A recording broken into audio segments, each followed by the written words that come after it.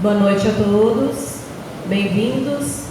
Hoje nós temos um tema especial para tratar com vocês aqui. Vamos falar sobre uma passagem que Cristo nos traz: não vos inquieteis pela posse do ouro. Ele está no capítulo onde vai ser tratado do tema buscais e achareis. Capítulo 25 do Evangelho segundo o Espiritismo. E aí eu fiquei pensando como que a gente poderia trabalhar essa questão nessa noite. Apesar, do feriado, a casa até que não está tão vazia. Bom, então vamos começar a falar de um tema importante para a nossa vida, porque todo o Evangelho que o Cristo nos trouxe é para ser utilizado na nossa vida, para a gente poder incorporar as palavras que ele traz, os ensinamentos que ele traz na nossa vida. Então eu pensei em percorrer esse texto com vocês hoje, tentando trazer justamente para a nossa vida, que hoje a gente percebe que está tão cheia de teorias de como fazer, por onde ir, como seguir, um amontoado de técnicas que nos são passadas, cursos de como ser feliz, onde buscar felicidade, enfim, o mercado fazendo uso disso para poder, obviamente, suprir, entre aspas, uma necessidade que a gente tem enquanto seres sedentos de uma vida um pouco melhor, mas ao mesmo tempo a gente para e analisa: pera lá, Cristo não veio a passeio, não passou tudo o que ele passou para nada nos deixar. Então a pergunta que fica é: que uso que a gente tem feito do Evangelho? Levando em consideração que no Evangelho está o caminho. Não é um caminho, está o caminho. Mas o caminho para quê? Quando a gente pensa, quando vocês pensam, caminho do que seria? Caminho para a gente tratar da nossa vida não só como os sujeitos que estamos aqui, caímos aqui por acaso e temos que só satisfazer nossas necessidades superficiais. Estamos aqui para avançar enquanto seres humanos, enquanto espíritos eternos que somos. Não é isso que a doutrina vem nos trazer? Porém, o que acontece? A gente busca por caminhos um pouco equivocados, normalmente. Caminhos que visam satisfazer questões extremamente egoístas. A gente normalmente não pensa no todo. Cristo já nos disse que não adianta somente eu avançar. Todo precisa avançar. Claro que a gente entende que cada um precisa se responsabilizar por si próprio e fazer o seu caminho. Mas também não dá para eu tomar uma atitude egoísta e pensar só no meu, excluindo o todo que é importante, excluindo aquele que necessita do amparo. Às vezes a gente escuta comentários do tipo: eu não vejo noticiários ruins, tomei essa decisão na minha vida porque isso me faz mal. E aí eu me pergunto: tá bom, ok, você pode evitar algumas coisas, mas será que essa não seria uma postura egoísta nossa? Será que talvez não seria uma oportunidade dada a nós constantemente da gente poder olhar aquele que sofre, com isso também aprender? E aí às vezes as pessoas me dizem assim: não, mas eu vejo tanta gente sofrendo, eu não aprendo nada com isso. Não, espera lá, então tem alguma coisa errada aí. Porque se você estiver ao lado do outro e realmente se prestar a ouvir o que essa pessoa vem passando de dificuldade na vida dela, o que ela vem enfrentando, se você se deixar tocar por essa dor, não no sentido de fazer com que essa dor te abale, te desestruture, mas de tentar ouvir esse que tanto sofre. Se você se deixar tocar por isso, sim, você se transforma, você aprende algo. Se você não aprendeu, é porque você não se deixa tocar. é porque você está sentando ao lado do outro para simplesmente ouvir e não escutar. E entre ouvir e escutar, a gente tem um caminho bem longo. Eu posso te ouvir, mas eu posso não escutar o que você está me dizendo. Ouvir aquilo, tá bom. Não, mas você está ouvindo o que eu estou. Então a gente tem tomado a vida de uma maneira um tanto quanto superficial. E o Evangelho, ele vem nos trazer questões importantes do nosso dia a dia. E se a gente começar a lançar a mão dele, parar de querer procurar sempre fora aquilo que está dentro, talvez as coisas comecem a mudar na nossa vida.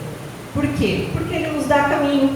Cristo ali vem nos ensinar inúmeras coisas. E é dali que a gente precisa extrair. Então eu pergunto, por que a gente não vai até o Evangelho e tenta não só ler, mas interpretar o que está ali e trazer isso para a nossa vida, ao invés de ficar buscando alguém que me direcione o caminho, ou ao invés de ficar buscando em livros de autoajuda, que a autoajuda a gente pode pensar que a única pessoa que ajuda é quem escreve, porque o nome já diz, né? Autoajuda é o quê? Autoajuda. Estou me ajudando, estou escrevendo para mim, é o meu percurso, é o meu caminho. Isso é singular, é de cada um. Então, acho que eu já respondi um pouco para vocês por que a gente não vai buscar no Evangelho. Porque ao buscar no Evangelho, eu vou ter o trabalho de ter que interpretar isso, me interrogar, me questionar, e aí sim começar a construir o meu caminho, que é único, que é singular, que não é igual do fulano, que não é igual do meu vizinho, que deu sorte na vida e está tendo uma vida boa, segundo o que eu penso. Não há receita de bolo quando se trata de transformação moral. Não vai dar certo o que eu faço para o meu marido, por exemplo, para o meu filho. Eles vão ter que construir isso. Isso é intransferível. Se tem uma coisa que é intransferível na vida, é essa, nossa transformação. E isso já está sendo dito constantemente pelos Espíritos que vêm nos trazer mensagens importantes. Então, gente, lá no Evangelho ainda, antes de entrar no nosso tema de hoje, eu quero falar um pouquinho sobre uma questão que no Livro dos Espíritos, os Espíritos nos trazem através de Kardec, dizendo que bastaria um pequeno esforço da nossa vontade para que as coisas se transformassem. Acredito que aqui todo mundo já ouviu algo sobre isso, não é? Então, lá ele vai falar que a vontade, ela é capaz de transformar o sujeito com pouco esforço.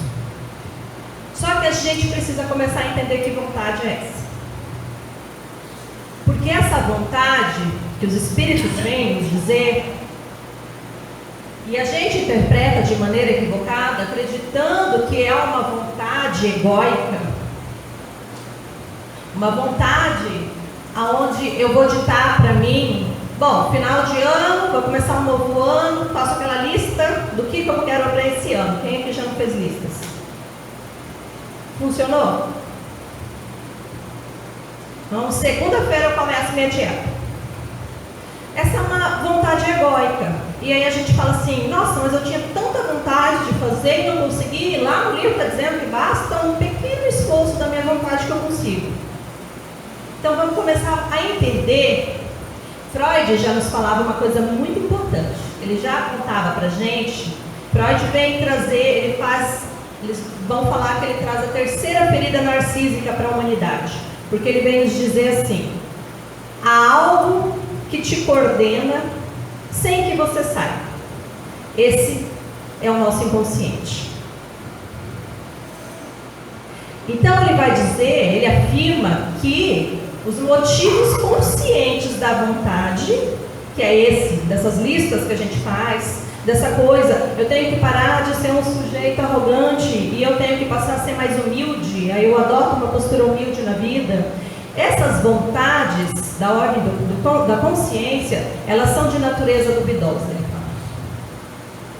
Vou explicar um pouquinho o que isso tem a ver com o nosso evangelho de hoje. Eu preciso primeiramente Sabe quando vocês encontram uma pessoa que fala assim, eu sou muito agressiva, então eu preciso tomar uma outra postura na vida que não é essa, eu preciso ser mais calmo. Uma boa alternativa, não é? Que bom que o sujeito se deu conta de que ele precisa disso. Mas se ele antes não perguntar a serviço de que ele vai fazer essa transformação, a possibilidade de aí ocorrerem grandes erros é grande.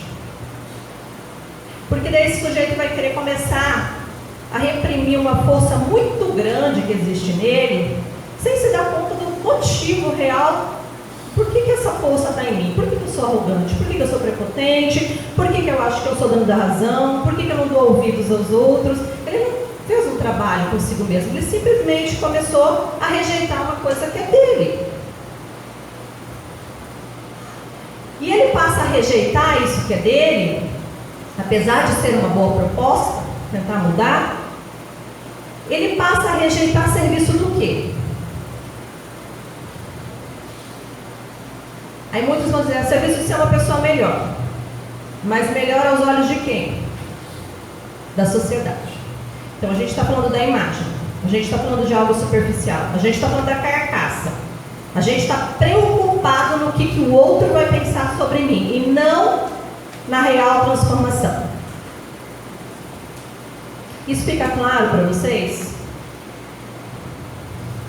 Sim? Não? Pode balançar a cabeça. Eu vou explicar um pouco mais sobre isso. A vontade, quando ela nasce da minha verdade, que eu preciso acessar e que dá trabalho, não é simples. Às vezes uma vida, às vezes mais, não sei, isso vai depender de cada um. Então, quando eu tiver essa vontade a serviço da minha verdade, aí sim, com menor esforço, eu transformo aquilo que eu preciso transformar na minha vida. Então, quando eu digo que eu quero mudar e eu me arrebento em busca dessa mudança, na verdade, não é que eu preciso de mais vontade, não é que me falta vontade, mas sim eu preciso compreender que na verdade isso não é uma vontade profunda, isso é uma vontade egóica, isso é meu ego querendo aparecer. Então as pessoas por vezes elas buscam essas mudanças não por esse aspecto profundo, isso é muito comum em todos nós, faz parte do processo, mas elas buscam essa mudança para se sentir melhor que o outro, para dizer que é melhor que o outro, ou na busca às vezes de superar alguma coisa, uma infância perturbada, que ouviu que o pai ou a mãe disse para ele, você não vai dar nada na vida mesmo, e ele fala, eu vou dar sim alguma coisa na vida, e eu vou mostrar para você. Então, eu ser alguma coisa na vida, na verdade, está sustentado no quê? Mostrar para o outro ou porque me é importante ser algo na vida? As minhas escolhas, as escolhas todas que eu faço hoje na minha vida, estão a serviço de quê? A imagem que eu quero transmitir para o outro ou em busca do meu avanço? Enquanto ser humano, então essa ideia que Freud traz para a gente é importante para a gente entender o que os espíritos vêm nos assinalar sobre o mínimo da vontade que a gente necessita. Então, em relação a essa transformação moral, com um esforço muito pequeno a gente alcança, mas não é o esforço do meu ego, é um esforço desse lugar que é do meu espírito, daquilo que ele necessita, quando o mundo interior passa a convergir em direção da minha transformação. Então, tudo aquilo que está dentro de mim converge em direção daquilo que eu preciso realmente alcançar. Eu saio de um aspecto secundário, que é esse de me importar com as questões, não, a gente vive no corpo, a gente tem a necessidade, a gente precisa trabalhar com a nossa imagem, é com a nossa imagem que a gente vai buscar um emprego, é com a nossa cara que a gente apresenta lá. Então é importante sim ter isso, não estou desprezando de maneira alguma essa questão, mas é que essa questão ela é secundária, ela não pode ser essencial. O essencial é o espírito. E aí vamos entrar no nosso tema de hoje.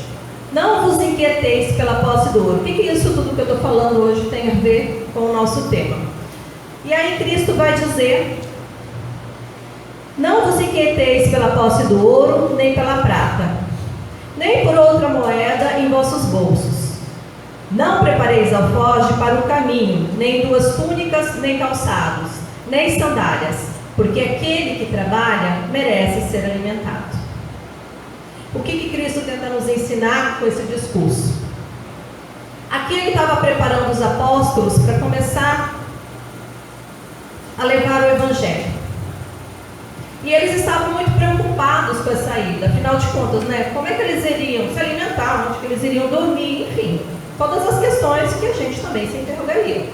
Tá, mas espera lá, eu vou sair daqui caminhando sem nada, sem lenço, sem documento? Cristo pede que eles façam dessa maneira. Por quê? Isso, claro, a gente vai ver no decorrer do que a gente vai falando hoje aqui, que se trata de um outro momento, que hoje as coisas, apesar de tudo isso ter um significado muito grande na nossa vida, apesar de que tudo isso ainda é o que vai trazer uma transformação na nossa vida, mas a configuração dada pelo nosso mundo é outra. Lá eles foram, andaram, caminharam. Hoje em dia a gente tem internet, enfim, a gente tem inúmeras outras possibilidades que facilitam muito a vida. Ou dificultam, não sei, vai depender de cada um.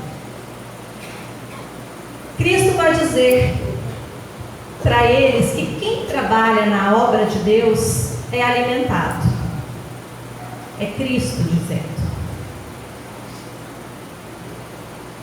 Então, será que se Cristo hoje viesse aqui e falasse: fique tranquilo, meu irmão, tudo que você está passando, em breve se transformará. Adiante você encontrará a calmaria. Após o tormento vem a calmaria. O que será que a gente ia dizer? Será que a gente faria que meus apóstolos? Vamos, sem lenço nem documento, vamos seguir, falar: não, vamos pegar a internet, fica mais fácil, vamos sair por aí divulgando por esse meio, não vamos sair daqui não. As facilidades hoje auxiliam muito, claro, mas o que eu quero perguntar: será que existiria essa fé para deixar tudo para trás e seguir sem nada? E aí ele segue dizendo: ao entrardes em qualquer cidade ou aldeia, procurai saber quem é digno de vos hospedar, e ficai na sua casa até que partais de novo. Entrando na casa, saudai-a assim: que a paz seja nessa casa. Se a casa for digna disso, a vossa paz virá sobre ela. Se não o for, a vossa paz voltará para vós. E aí a gente pode trazer um ensinamento muito importante disso que Cristo está nos falando. Porque ainda que a gente atravesse turbulências que às vezes a gente acredita que não terão fim, porque quando a gente está num momento difícil, a gente pensa: isso aqui não vai acabar nunca. Eu lembro das minhas 2 gestações, quando meus filhos nasceram logo, claro que no segundo não tanto, mas tem essa questão do puerpério da mulher, e ela falou: meu Deus, isso aqui não vai acabar nunca, eu vou ter que viver pro resto da minha vida dessa maneira. E a gente acha que não vai acabar nunca. Porque é ali, você não dorme, você não come, a criança chora, você não sabe o que fazer, e aí tenta acalmar, e tem cólica, e tem isso, e toda a questão hormonal, e a gente acha: não vai ter filho. E aí quando passa, vem o segundo filho e fala: nossa, de novo, eu achei que seria diferente agora, não, mas de novo eu estou achando, mas agora eu sei que passa. Já vivi, já tenho essa experiência. Então Cristo nos pede para a gente ficar em paz, manter a paz, ainda que as condições externas fossem o contrário. Não é algo fácil, porque a vida está caindo às vezes na nossa cabeça e a gente fala: não posso, tenho que tentar estabelecer o mínimo de equilíbrio possível para encontrar uma alternativa. Gente, falar de manter a paz como ele nos pede não significa que o outro vai ali, a gente vai dar o pescoço para o outro cortar fora e ficar quieto. Manter a paz não é sinônimo de passividade. Porque às vezes você vê o sujeitinho lá falando, não, mas Cristo falou para manter a paz, então eu vou esperar aqui, vou sentar porque vai passar e a paz vai vir. Não, não vai. Se você não se mexer, se você não sair do seu lugar e procurar entender que participação que você teve nas desordens que você hoje vive na sua vida, isso é uma frase também de Freud. Qual é a sua participação nas desordens de que você se queixa? Porque às vezes eu estou com um problema lá no meu casamento e eu vou falar assim, mas meu marido também, né, não colabora. É uma pessoa muito difícil. Tá, mas e aí? Uma relação a dois é uma via de mão dupla. Tem aquilo que vai e aquilo que retorna. Qual que é a minha participação nisso? A nossa vida começou a decair, a gente não tem mais prazer de sentar para conversar, ok? Mas a responsabilidade é só do outro. Enquanto eu entender que a responsabilidade é só do outro, eu me coloco como vítima da situação. E a vítima, o que ela é? Ela não pode fazer nada, né? Ela é vítima. Ela está amarrada. Então, se eu mudo de postura e eu começo a me interrogar da minha responsabilidade em cada situação da vida, ainda que tenha sido algo muito duro, vamos entender uma coisa, dizer isso não é o mesmo que dizer tudo o que acontece com você é sua culpa, por favor. Porque ainda que tudo, sim, nós vamos ter uma certa responsabilidade, nós não somos tão supra-sumo assim a ponto de ter o controle de tudo, tá? Nós não somos Deus.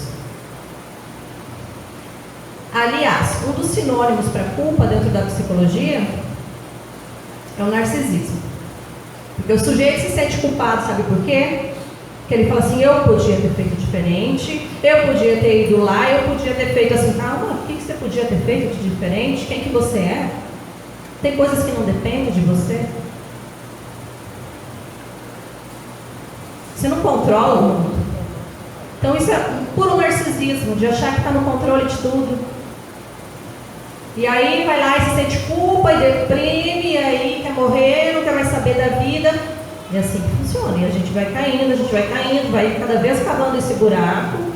E a culpa, Joana de Ângeles, que é a mentora espiritual de Divaldo Franco, ela vai nos dizer que a culpa é um dos motivos geradores das grandes quedas do ser humano. E é facinho a gente se culpar, né? Parece que a gente virar ali na esquina, a gente já encontra um negócio para a gente se culpar. E se eu não entender que isso se trata, às vezes, da minha necessidade de querer controlar tudo e a todos, eu não vou conseguir mexer com isso.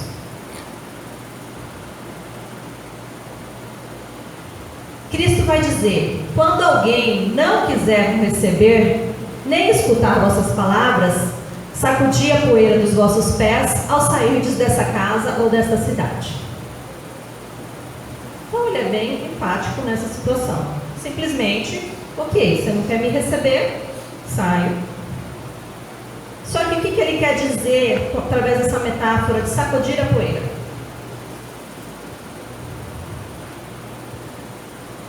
Aqui ele vai solicitar que a gente não guarde mágoas, que a gente não adote uma condição de ressentimento.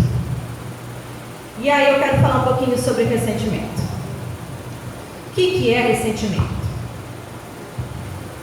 Ressentimento, fui pegar lá o dicionário para a gente pensar um pouco, é o ato ou efeito de ressentir. Mágoa que se guarda de uma ofensa ou de um mal que se recebeu. Rancor seguido do desejo de vingança. Ressentimento vem do verbo ressentir. Vem do latim. Então, ressinto aquilo que me fizeram lá atrás.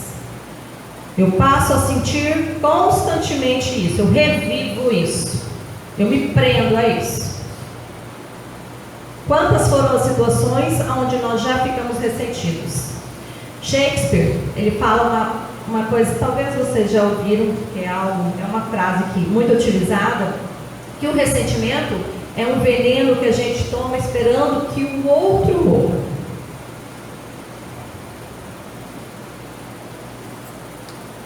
E aí eu falo que a gente trabalhar sobre o ressentimento é importante porque ele é um dos maiores males contemporâneos. E quando a gente está falando disso, é para a gente pegar e olhar para dentro da gente e falar aonde que eu já vivi esse episódio na minha vida, aonde que eu me ressenti com alguém, aonde que eu guardei mágoa. E não ficar cutucando o outro do lado. É comum você ver, né, as cutucões e aí, tá vendo? Falei para você. Não, a gente está aqui para a gente olhar para dentro. E esses são os ensinamentos do Cristo. Eu trouxe um pouquinho sobre qual é a ótica do ressentido na vida. Quem é uma pessoa ressentida? Uma pessoa ressentida, na relação vai existir duas situações. Uma pessoa que é o tirano e a outra que é a vítima. E claro que a vítima é o ressentido. Claro, estou dizendo porque ele se coloca assim. Então, se estabelece uma dívida que o ressentido clama para ser quitada. O ressentido não se interroga sobre a participação dele na história. Ele se fixa na injustiça cometida contra ele. Ele é desprovido de qualquer sentimento de culpa ou arrependimento. Não há reivindicação de uma perda, ele não está ali pedindo, olha, você me causou um dano e por direito você tem o dever de sanar isso que você fez comigo. Não é esse o objetivo, porque é um objetivo, se a gente for analisar, muito justo. Cristo em nenhum momento falou que a gente deveria cruzar os braços e ficar aguardando de maneira passiva as coisas se resolverem. Sim, se o outro me causou danos, talvez eu possa sentar com o outro e falar, olha, fulano, eu não gostei da sua postura, eu acho que você me deve uma explicação. Principalmente se esse fulano for alguém com quem eu convivo diariamente. Eu preciso entender o que está acontecendo com você, para daí tentar começar a analisar o que está se passando comigo. Mas o ressentido, ele não faz isso. O ressentido, ele quer ficar na condição da mágoa. Para quê? Para buscar vingança. Ele quer se vingar. Ele quer que o opressor sofra. Ele quer tirar algo dele. Ele não quer que ele arque com as consequências do que ele fez. Ele quer tirar algo dele. Ele quer ver ele sofrendo. Trata-se de uma ferida narcísica que não cicatriza porque é constantemente fomentada. E aqui vamos entender por que ela vai ser constantemente fomentada. Na vingança, gente, o que se satisfaz é o meu ego. Pronto. Agora, fulano está vendo o que é bom para tosse. A vingança é um prato que se come frio. Não é assim que a gente fala? E aí, momentaneamente, eu estou satisfeita. Consegui o que eu queria. Só que é momentaneamente. Isso é rápido. Daqui a pouco esse conflito volta. Só que não com a mesma pessoa. Daqui a pouco uma outra pessoa faz algo para mim. E aí junta aquilo que ficou lá atrás mal resolvido dentro de mim, junto da situação atual e junto com outras mais, porque o ressentido tem essa tendência de acumulando, eu não sei mais por que eu estou sofrendo assim. Virou uma salada aqui dentro. Eu não dou conta mais de entender de onde vem tanta raiva. E aí é muito mais difícil resolver. Porque o tempo que eu poderia ter me ocupado em tentar fazer o outro enxergar o mal que ele me causou e em tentar resolver a minha mágoa, eu fiquei buscando vingança. Que é uma satisfação ali imediata, acabou, passou, eu só acumulei mais danos, eu só me prejudiquei. Então, sacudir a poeira é importante. Até para que a gente possa decidir, depois que tudo baixar, o que a gente vai fazer.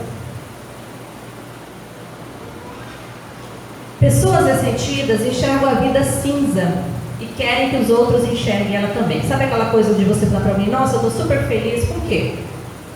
Ah, eu passei num concurso aí, por isso? Então, ele não vê mais prazer, ele não vê mais satisfação na vida, ele não quer que ninguém tenha também. Então, além dele estar mal, ele quer levar o outro para o buraco. Seguindo, Cristo vai nos dizer, digo-vos em verdade, no dia do juízo, Sodoma e Gomorra serão tratadas menos rigorosamente do que essa cidade.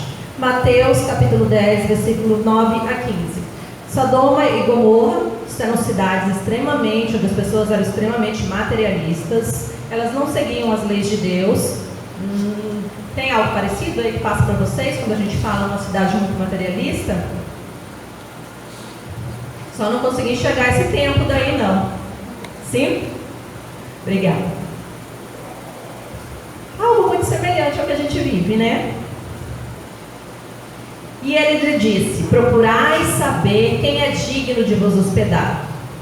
Ou seja, quem é bastante humano para albergar o viajante que não tem com quem pagar.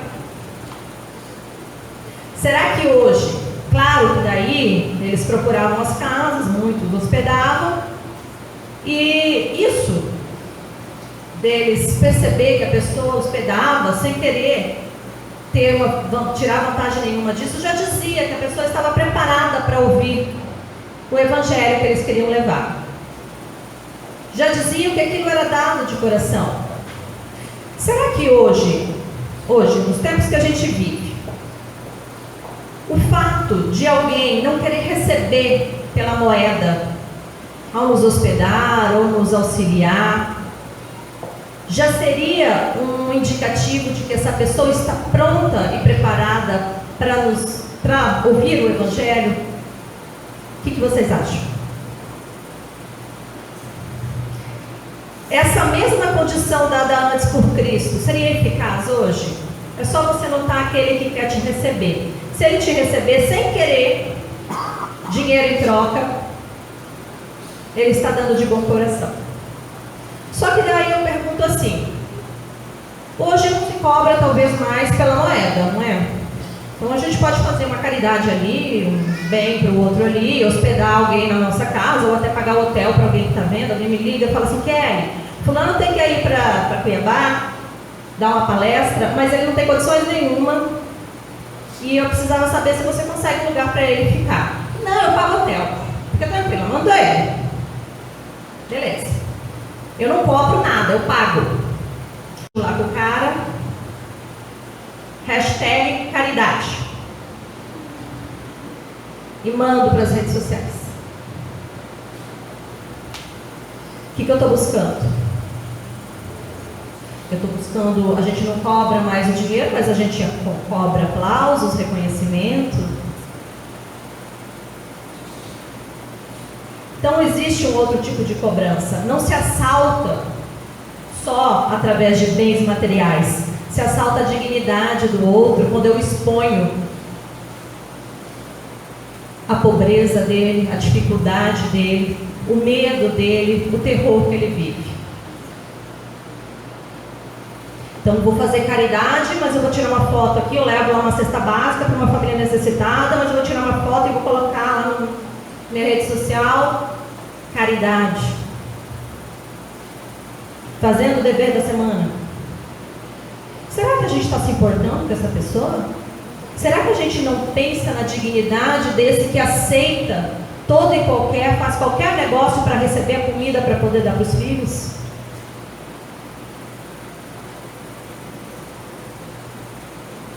Então a gente cobra o reconhecimento sim, às vezes a gente não vai fazer sim, mas a gente fala, ó, estou fazendo bem para fulano.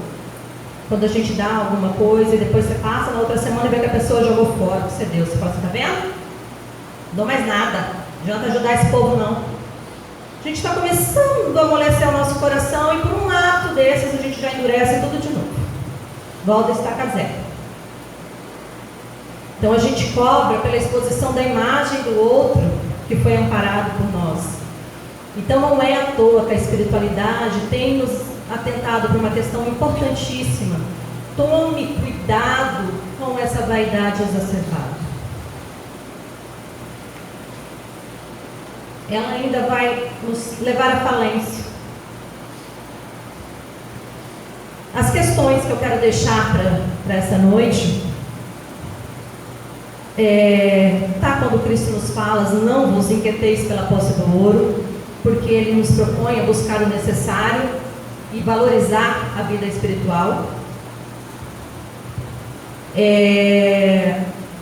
Quando Cristo nos diz para que a gente não se quiete por isso, Ele está nos dizendo que a gente vai ter o necessário, sim, para seguir adiante, que nós vamos estar amparados.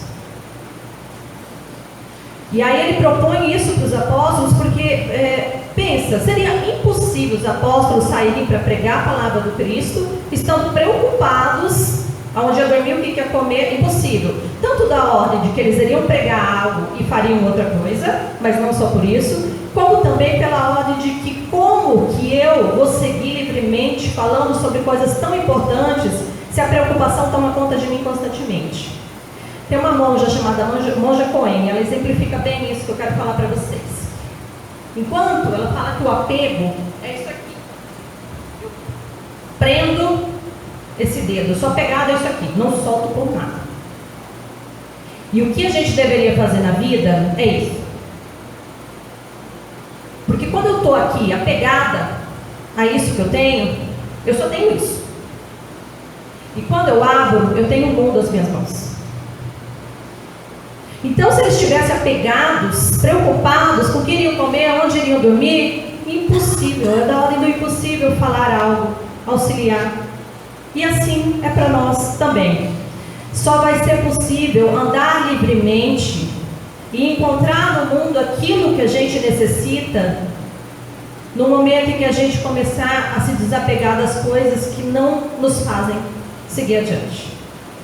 E essa é a proposta que a gente tem, que Cristo nos traz, e levamos para casa o que a gente tem buscado, o que a gente tem procurado e de que maneira a gente tem buscado.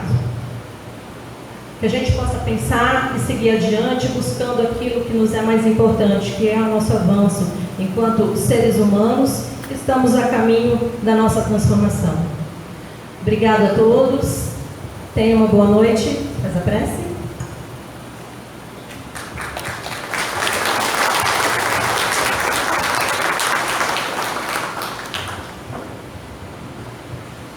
Pessoal, vamos pedir a nossa carona, né, nossa costumeira carona para os nossos irmãos que se encontram ali na recepção.